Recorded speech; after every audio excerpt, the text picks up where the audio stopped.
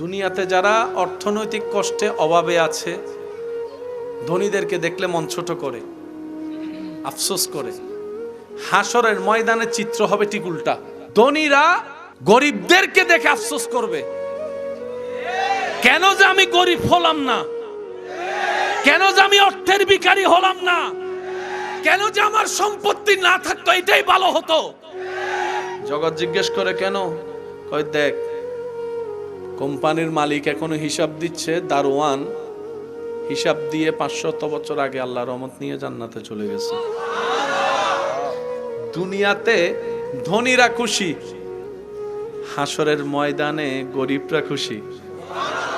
আজকে যারা দুনিয়াতে অর্থনৈতিক অভাবে কষ্ট পাচ্ছেন, হাসরের যখন সিচুয়েশন আপনার চোখের সামনে আসবে, আপনি বলবেন আল্লাহ তোমার দরবারে লক্ষ কোটি শুকরিয়া, সম্পদও দাও নাই, হিসাবও নাই, ডাইরেক্ট 50-50 গলায় গলায় যদ্দূর দরকার ছিল ততটুকুই দিয়েছো, অল্প দান অল্প হিসাব, শেষ। আর 5টা ফ্যাক্টরির মালিক, কথা কয় না। আর হাসরের ময়দান এত ভয়ানক কঠিন হবে, কষ্টের মাত্রা এমন পর্যায়ে পৌঁছাবে, মানুষ ভাববে জাহান্নাম হইলে জাহান্নাম অন্তত হাসর থেকে আগে বাচ্চা লই, এইরকম কঠিন হবে হাসর। সেদিন আল্লাহ জিজ্ঞেস করবে, কিরে গরিব, মন ছোট করছিলে না দুনিয়ায়, এখন কি মনে করস? গরিবটা সেই দিন রবের দরবারে সিজদায় পড়ে বলবো, আল্লাহ তোমার দরবারে লক্ষ কোটি শুকরিয়া, তখন বুঝি নাই, এখন বুঝছি তুমি কত দয়া করছো, কত দয়া করছো, কত দয়া করছো। আপনাদের এলাকায় ছোট বাচ্চা মারা যায়, গেছে তো? মায়ের পেটে দুনিয়াতে আসার পরে একদিন পরে, এক সপ্তাহ পরে, 1 মাস পরে, 2 মাস পরে বাচ্চা মারা গেছে। তখন আমাদের সমাজে একটা কথা বলে, আফসোস করে, আল্লাহ তুমি দিলাও কেন? হায় রে আফসোস, হায় রে আফসোস। অনেকে তো আল্লাহকে আল্লাহর সাথে রাগারাগিও করে, দিলা তো দিলা 7 বছর পরে, তাও আবার নিয়ে গেলা। রব বলে যে আমার চাইতে ভালো তুমি জানো না, বুঝবা না। এবার পুরা কাহিনীটা বুঝেন, সব ধ্বংস হয়ে গেল। ইজা জুলজিলাতিল আরদু জিলজালাহা ওয়া আখরাজাতিল আরদু আসকালাহা ওয়া ক্বালাল ইনসানু মা লাহা। সব ফানা হয়ে গেল, হাসর কায়েম হয়ে গেল, হিসাব শুরু হয়ে গেল। সেই হিসাবে দেখা যায় ওই বাচ্চার মা বাবা নিজের আমলের দোষে, কর্ম দোষে জান্নাত পাওয়ার কোনো যোগ্যতাই নেই, অধিকারই নেই, জাহান্নাম তার প্রাপ্য। কিন্তু রবের চাওয়া দুইজনকে জান্নাত দেওয়া। আর রব্বুল আলামিনের একটা শান মনে রাখবেন, আল্লাহ সব সময় কারণ খুঁজতে থাকে বান্দাকে মাফ করার জন্য। আজীবন মাথায় রাখবেন, আজীবন আল্লাহ সবসময় কারণ খুঁজে, বান্দা কিছু একটা কর, অল্প কইরা কর, আমার জন্য কর, যে একটা দেখে আমি যেন খুশি হইয়া তোর সারা জীবনের গুনাহ মাফ করে দিতে পারি, মাফ করে দিতে পারি। আল্লাহ চাই প্রত্যেকটা বান্দা জান্নাতে যাক। এবার সেই মা বাবা আল্লাহর আহকামুল হাকিমিনের বিচারে গুনার পাল্লা ভারী হয়ে জাহান্নামের দিকে রায় হয়ে যাবে। আল্লাহ রায় দিয়ে দিবে, জাহান্নামের মধ্যে ফেরেশতারা টেনে টেনে নিয়ে যাবে। যেই মুহূর্তে জাহান্নামের দরজার কাছাকাছি যাবে, আরেকজন ফেরেশতা এসে বলবে, ওনাদেরকে জাহান্নামে দিও না, রায় চেঞ্জ হয়ে গিয়েছে, ওনাদেরকে জান্নাতের রাস্তা দেখিয়ে দাও। এবার সেই মা বাবা ভাবতে থাকবে, আমরা তো জান্নাত পাওয়া তো দূরের কথা, জান্নাতের ঘ্রাণ পাওয়ারও যোগ্যতা আমাদের নাই, সেটা তো আমরা জানি। জাহান্নাম আমরা পাওয়ার উপযুক্ত, জান্নাত পেলাম তো পেলাম কিভাবে? ফেরেশতা বলে যে আমি এত কিছু জানি না, সুপ্রিম কোর্ট থেকে অর্ডার আসছে তোমাদেরকে জান্নাতের দরজা নিয়ে যেতে। এবার সেই মা বাবা বড় চিন্তিত মন নিয়ে, অবাক হয়ে জান্নাতের দরজায় যখন যাবে, দেখবে ছোট্ট একটা, কিরে কে তুই? মা, মা চিনো নাই? কে? ওই 3 দিনে মারা গেছিলাম যে। আরো জোরে। তুই এখানে? তোমাদেরকে আজকে কঠিন মুসিবতে বাঁচানোর জন্যই তো রহমান আমি গুনাহ করার আগেই দুনিয়া থেকে আমাকে নিয়ে আসছে, যেন আজকের দিনে জান্নাতের দরজায় দাঁড়িয়ে তোমাদের পক্ষে সুপারিশ করতে পারি। সে মা বাবা তখন রবের দরবারে সিজদায় গিয়ে বলবে, আল্লাহ যা করছো তুমি ভালো করছো, যা করছো তুমি যাদেরকে খাওয়াইয়া দাওয়াইয়া বড় করছি, সে ছেলে মেয়ে খবর নেয় নাই, যেটা 3 দিন মারা যায় কবরে আসছে, আজকে সেই উপকারে আসলো। সেজন্য মনে রাখবেন, আল্লাহ যখন যা করেন বান্দার ভালোর জন্যই করেন। এখানে বিন্দু পরিমাণ ভাবার, টেনশন করার কোনো দরকার নেই। আল্লাহ যা করেন, যখন যা করেন, যেভাবে করেন বান্দার কল্যাণের জন্য করেন, ভালোর জন্য করেন। কিন্তু সেই ভালোটা বুঝার মতো জ্ঞান ক্যাপাসিটি আপনার আমার কারো নেই। সেজন্য মনে রাখবেন, মুসলমান তো আমরা, অন্যদের মতো ভাবলে তো হবে না, অন্যদের মতো চিন্তা করলে তো আমাদেরকে মানাবে না। তা আমরা কি করব? আমরা শুধু এতটুকু বলবো, আমাদের একজন রব আছে, হাসবুনাল্লাহ হাসবুনাল্লাহ হাসবুনাল্লাহ। আল্লাহ যা দিয়ে খুশি, আমি বান্দা সেটা পেয়ে খুশি। আল্লাহ যেভাবে করে খুশি, আমি বান্দা সেভাবে থেকে খুশি। বান্দা সফলতাকে মনে করিও না যে ভালো কোম্পানিতে চাকরি পেয়েছে। আমি বলতে থাকবো, আপনারা শুধু মিলাবেন, গণিতের মতো অঙ্ক মিললে নিবেন, না মিললে নেওয়ার দরকার নেই।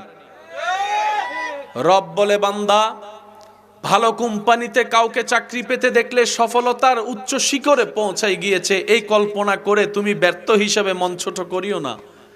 রব বলে, বান্দা ও আমার বান্দা, কাউকে যদি ছোট্ট একটা দোকান থেকে বড় একটা শপিং মলের মতো মালিক হতে দেখে সফলতার উচ্চ শিখরে তাকে আসীন বানিয়ে তুমি সফল ভাবার চেষ্টা করিও না। ও আমার বান্দা, সফল তো সেই নয় যার কাছে রেঞ্জ রোভার আছে, ল্যান্ড ক্রুইজার আছে। সফল তো সেই নয় যার কাছে ডুপ্লেক্স বাড়ি আছে। সফল তো সেই নয় যে দেশ থেকে বিদেশ গিয়ে অনেক টাকা কামিয়ে দেশের সে ভাঙ্গা গড়টাকে 10তলা বিল্ডিং বানিয়েছে। ও বান্দা, এগুলাকে দেখে তোমরা সফলতা মনে করলো, আসলে সফলতা নেই এখানে। একটু ভেবে দেখো, আব্দুল করিম রেঞ্জ রোভার কিনেছে, তুমি যাকে সফল মনে করছো, এই আব্দুল করিম মারা যাওয়ার সাথে সাথেই রেঞ্জ রোভারটা অন্য কেউ ব্যবহার করবে। আব্দুল করিমের আর থাকবে না, ডুপ্লেক্স বাড়িটা অন্যের হবে, আব্দুল করিমের হবে না।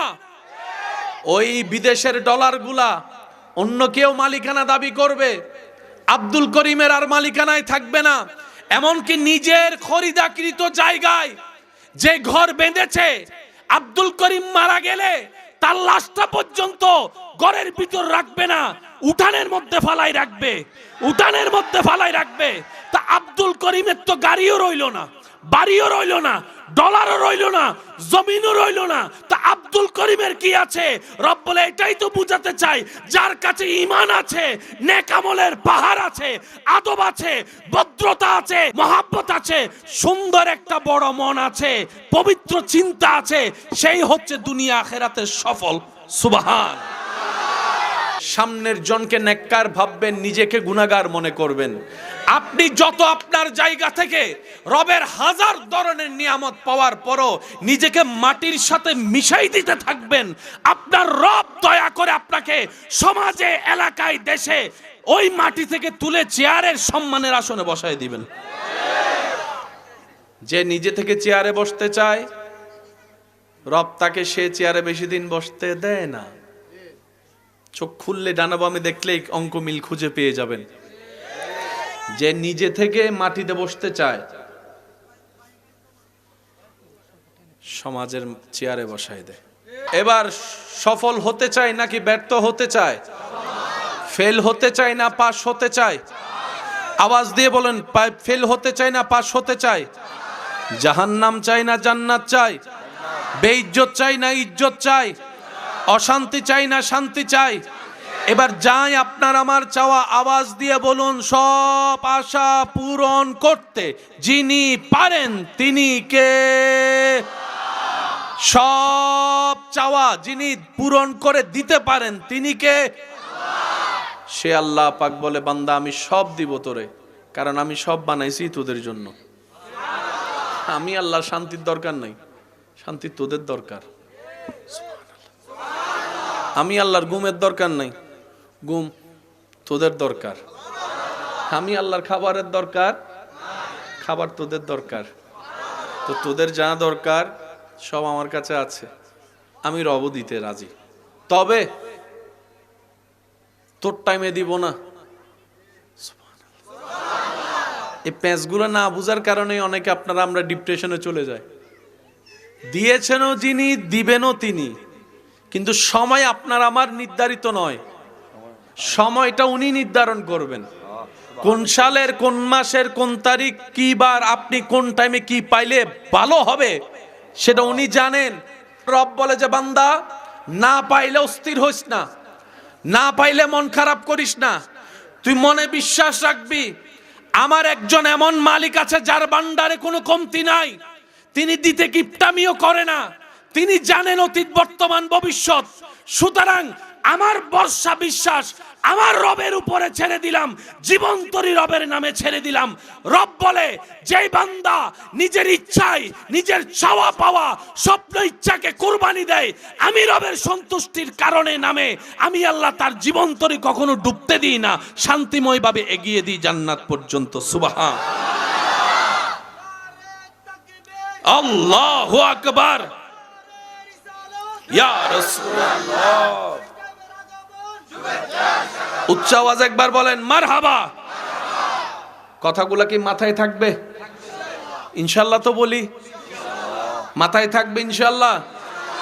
আমরা চাওয়া দরকার চাইবো, দরখাস্ত কখন কবুল করবে কি করবে না আওয়াজ দিয়ে বলুন কার ইচ্ছা? উনি চাইলে কি এখন আপনাকে আমাকে কোটিপতি বানাতে পারে না? উনি যদি সারা বাংলাদেশের সবগুলাকে কোটিপতি শিল্পপতি বানাতো, ওনার জন্য কি অসম্ভব কিছু ছিল? তাহলে আপনি বলেন আজকে মাহফিলটা কেমনে করতেন? লাইটওয়ালা পাইতেন কই? আওয়াজ দেয় না। মাইকওয়ালা কই পাইতেন? আপনি মাইকওয়ালারও যদি ফোন করে কইতেন ভাই আমার মাহফিল আছে 5টা মাইক দে, মাইকওয়ালা আপনারা কইতো তুই বল আমার এখানে আয়। একটু জোরে বলবেন না? ওখান থেকে দাঁড়াইয়া আপনি গাড়ি পাচ্ছেন না, একটা অটো কোনো রকম আসছে, অটোওয়ালারা আপনি পাইছেন, কই চাচা আপনার অটো কই? কই কি এর অটো? আমি এখন লাইন ক্লুজার চালাই। বুঝতে পারছেন বিষয়টা? জোতা যদি ছিঁড়ে যায় মুসি পাইতেন কই? প্রিয় ভাইয়েরা, জীবনের ক্ষণ, ঘড়ির কাঁটা, সেকেন্ডের সেই টিকটিক আওয়াজ আমাদেরকে জানিয়ে দেয় কত দ্রুত আমাদের জীবনের হায়াত, সময়, সীমা, ভিসা শেষ হয়ে যাচ্ছে। কত চেনা মুখ আজকে মাটির আড়ালে নিজের চেহারাকে গোপন করে রেখেছে, কবরের জগতে তাদের বসবাস। কত বিত্তবান, কত পাওয়ারফুল, কত শক্তিশালী, কত ধনট্ট ব্যক্তি কবরস্থানের পাশ দিয়ে হেঁটে গেলে, কবর চোখে পড়লে সেই দৃশ্যটাই যেন মনের মধ্যে বারবার উকি দেয়। আজকে তুমি দেখছো অন্যকে মাটির নিচে কবরে শুয়ে আছে, একদিন তোমার কবরটাও এইভাবে দুনিয়ার মানুষ দেখবে, তুমি কবরে শুয়ে থাকবে। মৃত্যু এমন একটা শক্তিশালী সত্য জিনিস, মৃত্যুকে যদি আপনি আমি সত্যিকার ভাবে বুঝতে পারি, পৃথিবীর 90% জামিলা, আমি বলবো না আপনারা বলেন, 90% ঝামেলা মানুষের ভিতরে, মানুষের ভিতর দ্বন্দ্ব শেষ হয়ে যাবে। পৃথিবীর কত বড় বড় সুপারস্টার, তারকা, যাদের জন্য লক্ষ লক্ষ মানুষ পাগল থাকতো, তারা মৃত্যুবরণ করার পরে তাদের কবরের পাশেও কেউ যায় না। পৃথিবীর কত বড় বড় বাদশাহ, যাদের নাম শুনলে মানুষ থরথর করে কাঁপতো, আজকে তাদের কবরের পাশে গিয়ে মানুষ দুষ্টামি করে, এমন হাজারো রেকর্ড আছে। মৃত্যু বড় ভয়ানক, হ্যাঁ, তবে যে হতে পারে রবের প্রেমিক, মৃত্যু তার জন্য হয় আনন্দ। যে হতে পারে রবের প্রেমিক, তার জন্য মৃত্যুটা হয় ঈদের দিন। যে হতে পারে রবের প্রেমিক, রবের প্রিয় বান্দা, তার জন্য কবরটা হয় একটা আনন্দময় ঘর। যে হতে পারে রবের প্রেমিক, যার হৃদয় নূরের আলোয় আলোকিত, ঈমানের শক্তিতে বলিয়ান, কবর হাসর সমস্ত বাধা সে রবের রহমত দিয়ে পার হয়ে যাবে হাসি মুখে। এমনকি চোখের পলকে রবের রহমতে পুলসিরাত পার হয়ে জান্নাতে প্রবেশ করবে। মৃত্যু ভয়ানক, কোনো সন্দেহ নেই, কিন্তু মৃত্যু তাকে ভয় দেখাতে পারে না যে রবের প্রেম সাগরে নিজেকে ডুবুরি বানিয়েছে। পরকাল ভয়ানক, সন্দেহ। একবার বলেন মারহাবা। বলেন মৃত্যু ভয়ানক, মৃত্যু, কবর ভয়ানক, কবর কিন্তু সবার জন্য নয়। যারা রবের হবে তাদের জন্য মৃত্যু হবে আনন্দের। সুবহানাল্লাহ বলেন। তাদের জন্য কবর হবে আলোকিত, তাদের জন্য হাসর হবে ইজ্জতের, জান্নাত হবে প্রশান্তির। হবে যে রবের। ফাইনাল। কে কি নাম নির্দিষ্ট নেই। এবার যদি প্রশ্ন করেন সফলকে ব্যর্থকে, পাস কে করলো ফেল কে করলো, মনে রাখবেন গোল্ডেন এ প্লাস পানেওয়ালা আসল পাস নয়, A-B পানেওয়ালা ফেল নয়। আসল সফলতা তার জন্য যে আপন রবকে খুশি করে কবরে যেতে পেরেছে, সেই সবচাইতে সফল হয়েছে। ডান হাত তুলে দেখাই বলেন ঠিক কিনা। আসল সফল সে।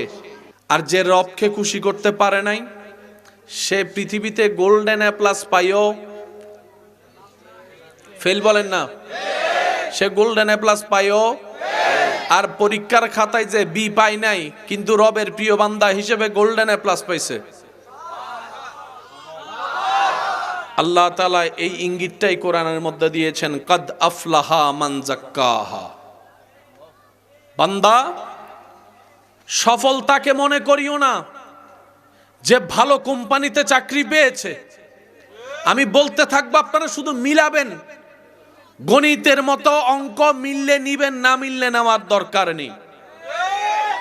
রব বলে, বান্দা, ভালো কোম্পানিতে কাউকে চাকরি পেতে দেখলে সফলতার উচ্চ শিখরে পৌঁছাই গিয়েছে, এই কল্পনা করে তুমি ব্যর্থ হিসেবে মন ছোট করিও না। রব বলে, বান্দা, ও আমার বান্দা, কাউকে যদি ছোট্ট একটা দোকান থেকে বড় একটা শপিং মলের মতো মালিক হতে দেখে সফলতার উচ্চ শিখরে তাকে আসীন বানিয়ে তুমি সফল ভাবার চেষ্টা করিও না। ও আমার বান্দা, সফল তো সেই নয় যার কাছে রেঞ্জ রোভার আছে, ল্যান্ড ক্রুইজার আছে। সফল তো সেই নয় যার কাছে ডুপ্লেক্স বাড়ি আছে। সফল তো সেই নয় যে দেশ থেকে বিদেশ গিয়ে অনেক টাকা কামিয়ে দেশের সে ভাঙ্গা গড়টাকে 10তলা বিল্ডিং বানিয়েছে। ও বান্দা, এগুলাকে দেখে তোমরা সফলতা মনে করলো, আসলে সফলতা নেই এখানে। একটু ভেবে দেখো, আব্দুল করিম রেঞ্জ রোভার কিনেছে, তুমি যাকে সফল মনে করছো, এই আব্দুল করিম মারা যাওয়ার সাথে সাথেই রেঞ্জ রোভারটা অন্য কেউ ব্যবহার করবে। আব্দুল করিমের আর থাকবে না। ডুপ্লেক্স বাড়িটা অন্যের হবে, আব্দুল করিমের হবে না। ওই বিদেশের ডলারগুলা অন্য কেউ মালিকানা দাবি করবে, আব্দুল করিমের আর মালিকানায় থাকবে না। এমনকি নিজের খরিদাকৃত জায়গায় যে ঘর বেঁধেছে, আব্দুল করিম মারা গেলে তার লাশটা পর্যন্ত ঘরের ভিতর রাখবে না, উঠানের মধ্যে ফালাই রাখবে, উঠানের মধ্যে ফালাই রাখবে। তা আব্দুল করিমের তো গাড়িও রইল না, বাড়িও রইল না, ডলারও রইল না, জমিনও রইল না। তা আব্দুল করিমের কি আছে? রব বলে, এটাই তো বুঝাতে চাই, যার কাছে ঈমান আছে, নেক আমলের পাহাড় আছে, আদব আছে, ভদ্রতা আছে, মহাব্বত আছে, সুন্দর একটা বড় মন আছে, পবিত্র চিন্তা আছে, সেই হচ্ছে দুনিয়া আখিরাতের সফল। সুবহান। আজকে থেকে কাউকে মাইনাস পাইতে দেখলে ফেল গেছস বলবেন? বললে বলতে পারেন, কিন্তু কামের কাম কিচ্ছু হবে না। কারণ পৃথিবীতে অনেক শিল্পপতি এমন আছে পরীক্ষার খাতায় A- পায় নাই, কিন্তু টাকার আধিক্যতায় এমন ফ্যাক্টরির মালিক হয়েছে যারা গোল্ডেন A+ পায় তারা ওই কোম্পানিতে চাকরি পাওয়ার জন্য সিভি জমা দেয়।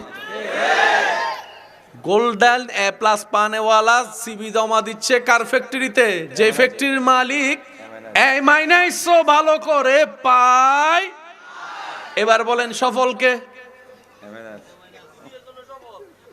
গোল্ডেন A+ না A-? জোরে বলেন, আরো জোরে।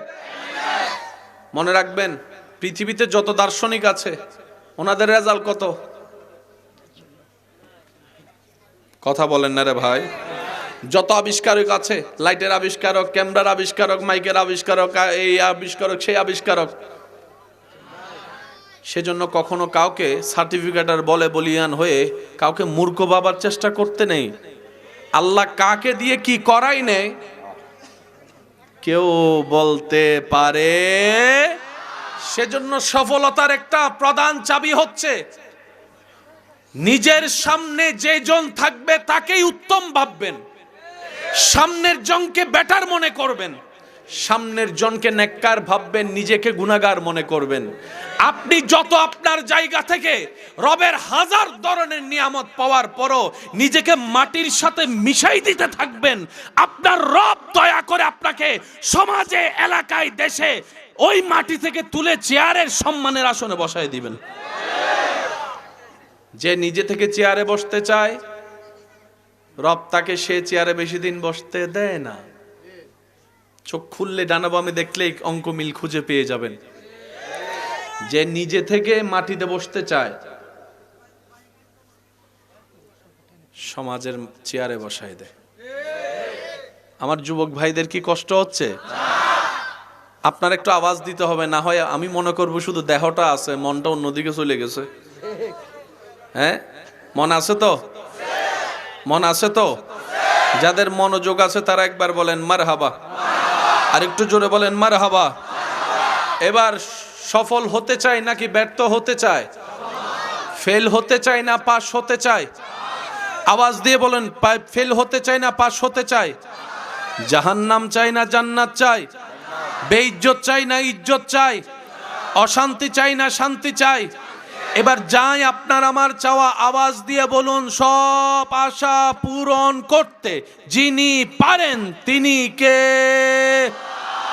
সব চাওয়া যিনি পূরণ করে দিতে পারেন তিনি কে?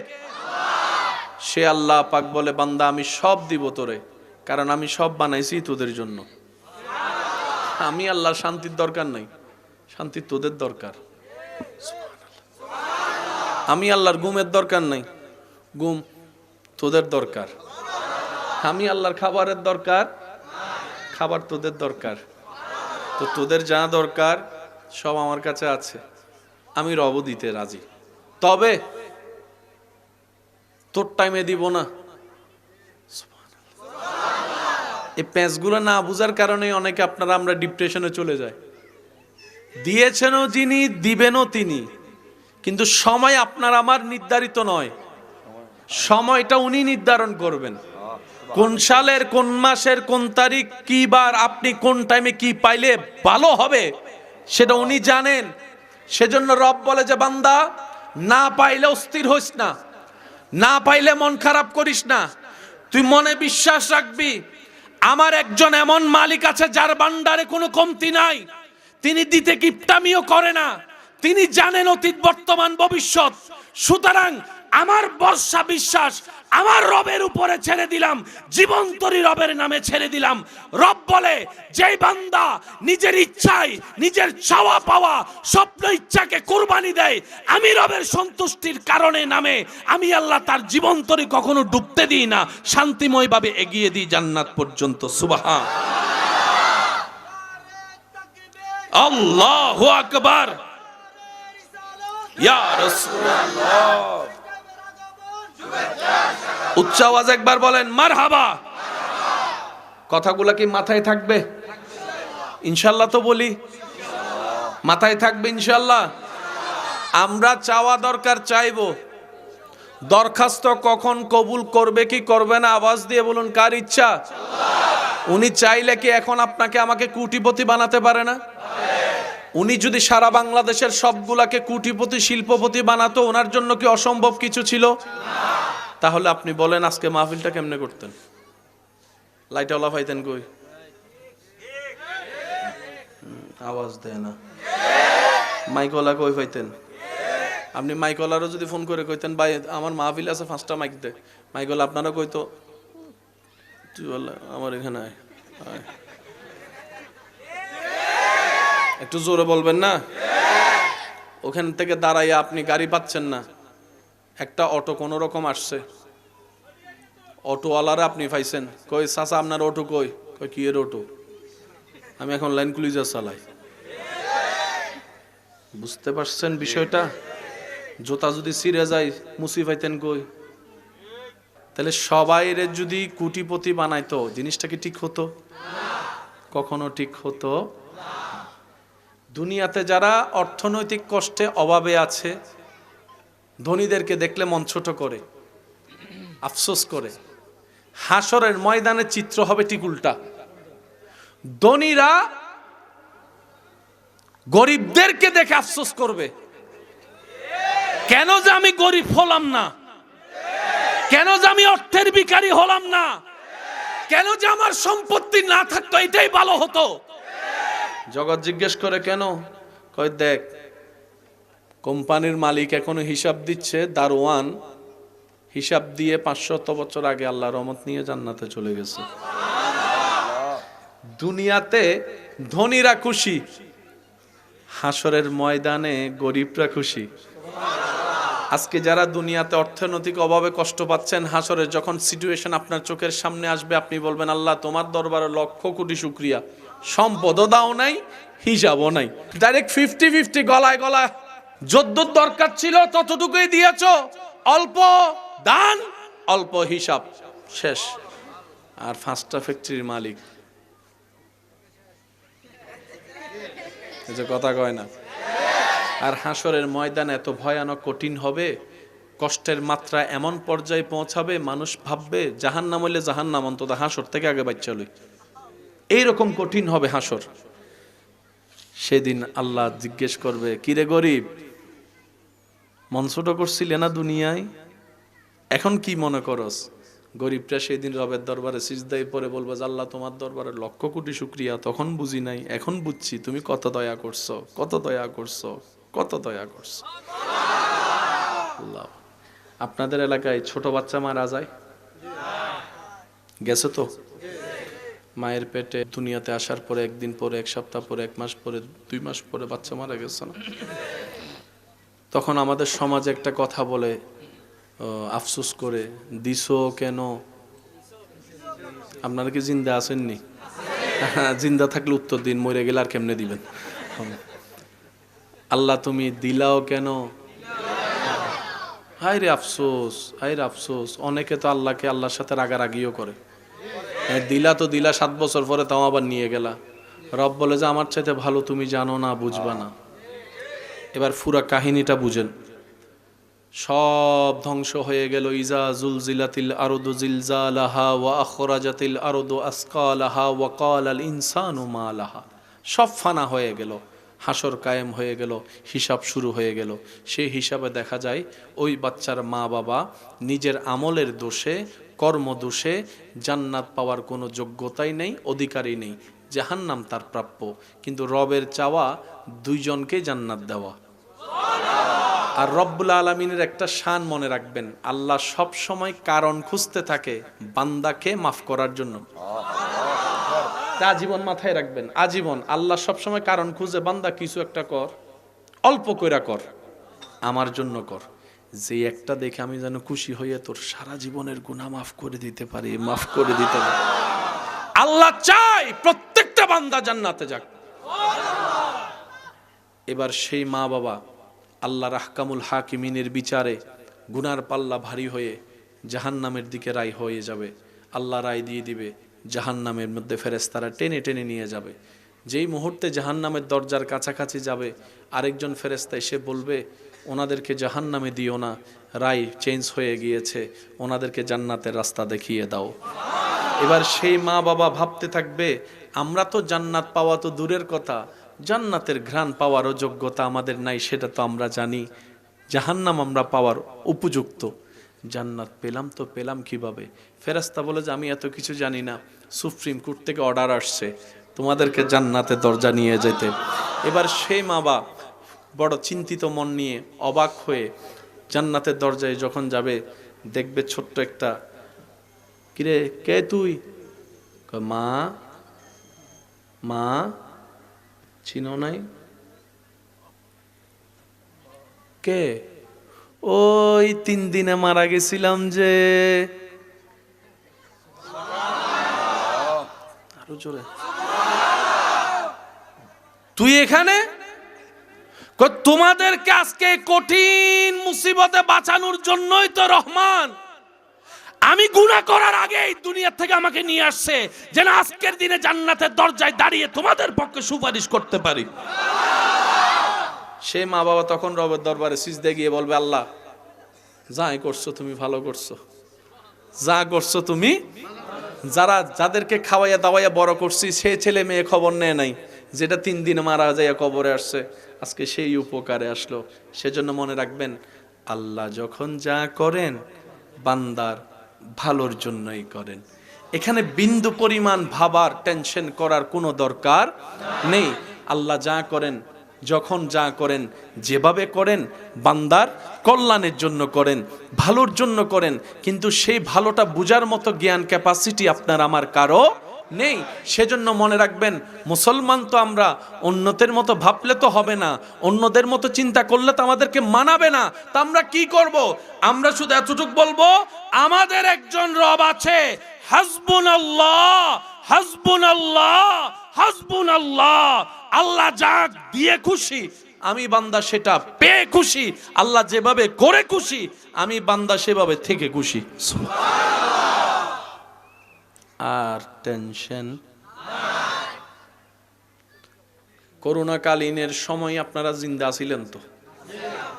সারা বিশ্ব লকডাউন, বলেন সারা বিশ্ব। এবার আমি বলবো, আপনারা একটু আওয়াজ দিয়ে দিয়ে বলবেন, করোনাকালীন সে কঠিন পরিস্থিতি যখন পার হচ্ছে সারা বিশ্ব, তখন টেনশনে পড়ে গেছে। আপনরাও কিন্তু আর পাশে দাঁড়াচ্ছে না ভয়ে, কার থেকে না কার থেকে দইরা তখন ওই মাস্ক,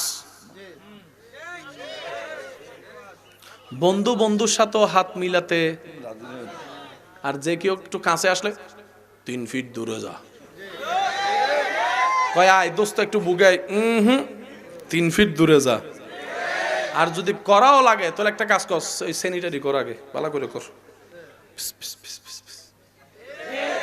এবার আমি আপনাদেরকে বলবো, আপনারা একটু আওয়াজ দিয়ে বলবেন, করোনাকালীন সময়ে লকডাউনের কারণে রাস্তাঘাট খোলা ছিল না, বন্ধ, গাড়ি, অফিস, মাদ্রাসা, আওয়াজটা একটু বড় দেন, স্কুল, কলেজ, ভার্সিটি, অফিস, আদালত, আরো জোরে, আরো জোরে, চাকরি, ইনকাম, খাবার,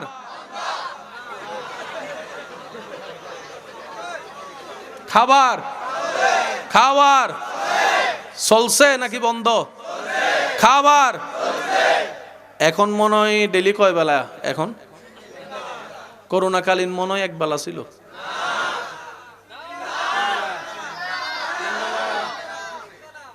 আল্লাহ তুমি করুণা দিলা কেন? রব বলে যে যতগুলা কারণে করুণা দিয়েছি তোর মধ্যে একটা কারণ, বান্দারে তোর রিজিকের দায়িত্ব আমি তোর আত্মীয় স্বজনের হাতে দিই নাই, তোর রিজিকের জিম্মাদারি তোর আপন পরের কাছে দিই নাই, তোর রিজিকের দায়িত্ব তোর বাপ চাচা জেঠার কাছে দিই নাই। তুই বান্দার রিজিকের দায়িত্ব আমি আল্লাহ নিয়েছি। করোনাকালীন সব বন্ধ, খাবার বন্ধ ছিল না, কারণ রাজ্জাক আমি আল্লাহ ছিলাম, আমি রিজিক দিয়েছিলাম। আল্লাহু আকবার।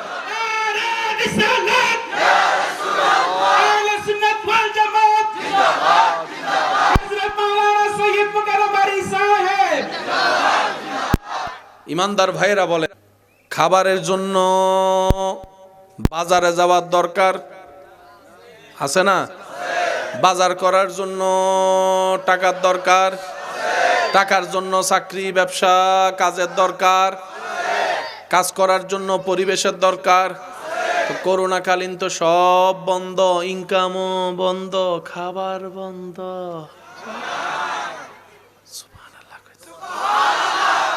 আর একটু আস্তে কইরা, তিন বেলা ভালো করে আল্লাহ খাওয়াইছে নাকি খাওয়াই নাই? শুধু তা না, এখন তো পরিশ্রম করে খাইতে হয়। আল্লাহ তখন কইছে ঘরে বসে বসে খা। অন্য সময় গাম জড়াই খাইস, এখন করোনাকালীন সময় আমি আল্লাহরে ভুলে গেছিস তো, দেখ আমি কেমনে খাওয়াই। ঘরের উপর, ঘরের ভিতর থাক, বাইরে লকডাউন। রুমের ভিতরে থাক, খাটের উপর শুইয়া থাক, শুইয়া শুইয়া খা, বসে বসে খা, হাইটা হাইটা খা। গাম জড়ানোর দরকার নাই। তোদেরকে প্র্যাকটিক্যাল আমি আল্লাহ বুঝাই দিলাম। রিজিকের জন্য পরিশ্রমের দরকার নাই, আমি রবের দয়ার দরকার, দয়ার দরকার, দয়ার দরকার। মনে থাকবে ইনশাআল্লাহ। এই অঙ্কটা যদি মাথায় চলে আসে, বান্দার 2 নম্বরে করার চিন্তাই চলে যাবে। কারণ বাবারা যা কামাই নিজের জন্য না ছেলে মেয়ের জন্য, দাদা নানা যা কামাই নিজের জন্য না নাতিদের জন্য। এবার প্রত্যেকটা দাদা নানা যখন, বাবারা যখন চিন্তা করবে আমার পরবর্তী প্রজন্মের জন্য আমার আল্লাহ আছে তো, আমার টেনশন নাই। 2 নম্বরই কামানো ছেড়ে দিবে, সুদ খাওয়া ছেড়ে দিবে, গোশ খাওয়া ছেড়ে দিবে, অন্যের জায়গা জুলুম করে নেওয়া ছেড়ে দিবে, দলিলে 2 নম্বরই করে জায়গা খাওয়া ছেড়ে দিবে, সীমানায় দেওয়াল তোলার সময় 10 ইঞ্চি অন্যের জায়গা মেরে খাওয়ার চিন্তা ছেড়ে দিবে, বিলের মধ্যে আইল কাটার সময় নিজের বাগেরটা একটু বেশি করে কাটতে অন্যটা ছোট কইরা ছেড়ে দিবে। কারণ সব সময় তিনি বলবেন আমার আল্লাহ আছে আমার ছেলে মেয়েকে দেখার জন্য, আমার আল্লাহ আছে আমার নাতিদেরকে দেখার জন্য। সুতরাং এমন একজন আল্লাহ যার আছে, তার ভবিষ্যৎ নিয়ে ভাবার বিন্দু পরিমাণ দরকার। আর একটু জোরে বলেন। আপনাদের এলাকায় আমি চিনি না কাউকে, কিন্তু এতটুক জানি এই এলাকায় মানুষের ভিতর একটা জিনিসের মামলা সবচাইতে বেশি। কি আর আইলেনি মামলা হয় নাকি জমির মামলা হয়? এর লাগাই তো কইছি চোখ এদিকে মন ওদিকে। কেউ মেসেজ দিতেছে মনে হয়। কি নিয়ে মামলা বেশি? সবাই কোন? অনেক সময় তো এই জমি সংক্রান্ত মামলা এমন পর্যন্ত পৌঁছেছে, এক মার পেটের ভাই বোন কেউ কারো চেহারা দেখতে রাজি না।